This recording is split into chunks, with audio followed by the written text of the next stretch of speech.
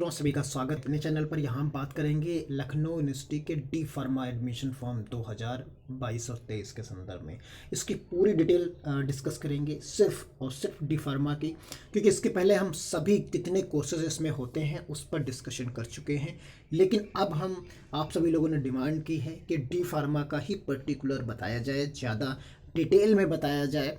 तो उसकी fees, exam centre, syllabus, eligibility criteria, exam date, इन सभी मुद्दों पर हम बात करेंगे कि एग्ज़ाम सेंटर्स इसके कहाँ रहते हैं, कैसा एग्ज़ाम के पैटर्न होगा, इन सभी मुद्दों पर बात करने वाले हैं। तो आप इस वीडियो को पूरा देखिए। आपके जितने सवाल हैं उनके सभी सवालों के जवाब आपको इसी वीडियो में कंप्लीटली मिल जाएंगे।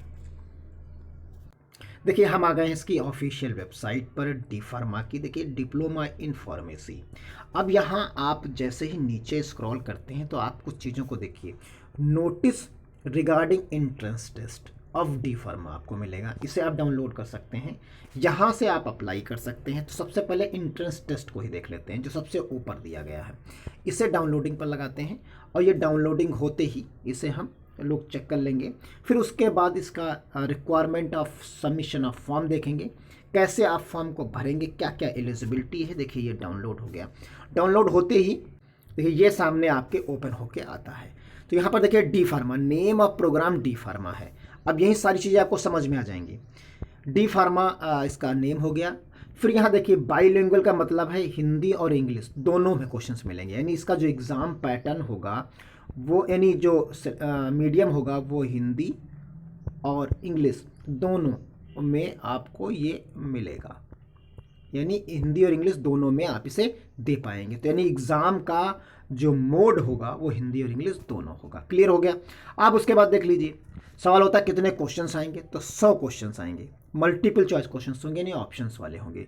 सिलेबस की बात करिए तो कक्षा 11 और 12 में जो यूपी बोर्ड का सिलेबस है, जो आपकी कक्षा 12 और 11 में जो यूपी बोर्ड का सिलेबस है वही पूरा का पूरा सिलेबस है। तो इसके अलावा आप सिलेबस की भी डिस्कशन नहीं करना, आप कक्षा 11 और 12 का उठाइए और वही आपको क्वेश्चंस मिल जाएंगे। यहाँ पर देखिए 90 मिनट का होगा, यानी 100 क्वेश्चंस आपको 90 मिनट में करने होंगे। इसमें से देखिए फिजिक्स केमिस्ट्री का जो कोर्स है इंटरमीडिएट का फर्स्ट ईयर और 12th का, उससे 50 क्वेश्चंस मिलेंगे, यानी 25-25 आपको क्वेश्चंस फिजिक्स से और 25 केमिस्ट्री से मिलेंगे। फिर उसके बाद देखिए जो बायो ग्रुप से होंगे, यानी पीसीबी से होंगे। देखिए यहाँ पर हम बताते हैं पीसीबी से होंगे तो उन्हें 50 क्वेश्चंस करने होंगे। तो 50 ये हो गए और 50 ये हो गए, यानी 100 टोटल आपके हो गए। इसी तरीके से आप देख सकते हैं जो मैथमेटिक्स के लोग होंगे, यानी पीसीएम के, यानी पी, देखिए यहाँ पर हम बता दें आपको पीसीएम के होंगे तो 50 वो फिजिक्स और केमिस्ट्री के करेंगे और 50 वो मैथ्स के करेंगे। तो यानी इन दोनों से और इससे मिला के 100 क्वेश्चंस आपके हो जाते हैं।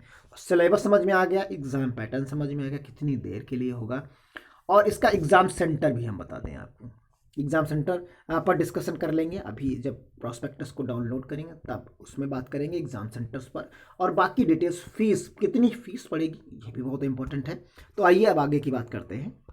अब देखिए क्या क्या रिक्वायरमेंट है, आपको क्या क्या रिक्वायरमेंट पड़ेगी इसको पेपर को मतलब फॉर्म को भरने के लिए।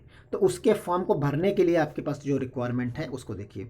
आपके पास एक वैलिड ईमेल आईडी होनी चाहिए। सबसे पहले आप देख लीजिए, एक वैलिड ईमेल आईडी होना चाहिए, आधार नंबर होना चाहिए, एक्टिव मोबाइल नंबर होना चाहिए जिसपे आपकी कॉल और बाकी चीज़ें चल रही हैं वो बंद ना हो। एक अल्टरनेट मोबाइल नंबर चाहिए क्योंकि इसी का ज़रूरत पड़ेगी, इस पर OTP और बाकी चीज़ें आएंगी। आपके पास स्कैन फोटो सिग्नेचर होने चाहिए जो 50 KB से मैक्सिमम 50 KB के हों, इससे बड़े ना हों। फिर एक ID प्रूफ, तो आपने आधार दे ही रखा है। अप्लीकेशन फ़ीस 1000 रुपये और SC/ST के लिए 500 रुपये है। और वैलिड आइडेंटिटी कार्ड के रूप में ID के आधार हो सकता है, वोटर ID हो सकता है, ड्राइविंग लाइसेंस और पासपोर्ट, ये नाम यहाँ पर दिए गए हैं। इन्हीं में से कोई एक आपके पास होना चाहिए। EWS अगर आप सर्टिफिकेट चाहते हैं तो EWS सर्टिफिकेट आपके पास होना चाहिए, जो प्रॉपर वे में बना होना चाहिए और लेटेस्ट वर्जन होना चाहिए। कास्ट सर्टिफिकेट्स होना चाहिए। जो इन्होंने कहा कि OBC का जो कास्ट सर्टिफिकेट है वो नॉन क्रीमी लेयर का वो आफ्टर 1 जुलाई 2019 के बाद का बना होना चाहिए। इसको ध्यान रखिएगा, जो लोग कैंडिडेट ओबीसी का फॉर्म भर रहे हैं, ओबीसी के कैंडिडेट फॉर्म भर रहे हैं, वो 1 जुलाई 2019 के बाद का बना होना चाहिए। उसके पहले का बना होगा तो वो माना नहीं जाएगा, यानी वो माना नहीं जाएगा, सिर्फ 1 जुलाई 2019 के बाद का बना हुआ ही माना जाएगा। क्लियर हो गया होगा। फिर उसके बाद की चीज़ें देखते हैं। फिर इनकम सर्टिफिकेट्स की बात कर लेते हैं, क्योंकि यहाँ पर कुछ फीस और डॉक्यूमेंट्स के रूप में बात हो जाती है। तो applicant who do not have valid income certificates issued by the competent authority, अगर उनके पास वैलिड इनकम सर्टिफिकेट नहीं है, will not be give benefit of the zero fees at the time of admission. यानी अगर उन्हें जीरो फीस पर admission लेना है, जीरो, समझिए, जीरो फीस यानी फीस पड़े ही ना, उसके रूप में लेना है, तो ये आपको वैलिड इनकम सर्टिफिकेट्स बनवा के देना है, और वो भी 1 जनवरी 2022 के बाद का बना होना चाहिए। यानी वो 1 जनवरी 2022 का बना होना चाहिए, तो उन्हें जीरो फीस पर एडमिशन मिल पाएगा। क्लियर हो गया, आपको समझ में आया? तो ये आप इनकम सर्टिफिकेट्स हो गया, एक कास्ट सर्टिफिकेट हो गया, 2 सर्टिफिकेट आपको बहुत ज़रूरी हैं। तो फीस के मामले में आप समझ लिए जीरो फीस कैसे होगी, फीस काफ़ी ज़्यादा इसकी है, लेकिन जीरो फीस के लिए आपको इनकम सर्टिफिकेट देना होगा। अब यहाँ पर बात कर लेते हैं एडमिशन वाउचर की। तो इसे डाउनलोड कर लेते हैं। यहाँ डाउनलोड करने के बाद इसे पूरा प्रॉपर वे में देख लेंगे। यहाँ आपको सारी डिटेल एक एक करके प्रोवाइड करा दी गई है। इसमें देखिए ये महत्वपूर्ण निर्देश दिए गए जो हमने बात की, आपने देखा जो हमने अभी जीरो फीस की बात की थी। तो देखिए यहाँ, यदि आरक्षण अथवा शून्य शुल्क फीस का लाभ लेना चाहते हैं तो संबंधी प्रमाण पत्र का विवरण ऑनलाइन आवेदन के साथ अवश्य दें। आवेदन पत्र प्रेषित करने के पश्चात किसी भी अभ्यर्थी को भरण या आरक्षण के परिवर्तन के अनुमान नहीं हो, यानी फॉर्म भरने से पहले ही आपका इनकम सर्टिफिकेट बना होना चाहिए और जाति प्रमाण पत्र बना होना चाहिए, और उसी दोनों की डिटेल आपको फॉर्म में फिल करनी होगी, तभी आपको जीरो फीस और बाकी चीज़ों पर आपको आरक्षण का लाभ दिया जाएगा।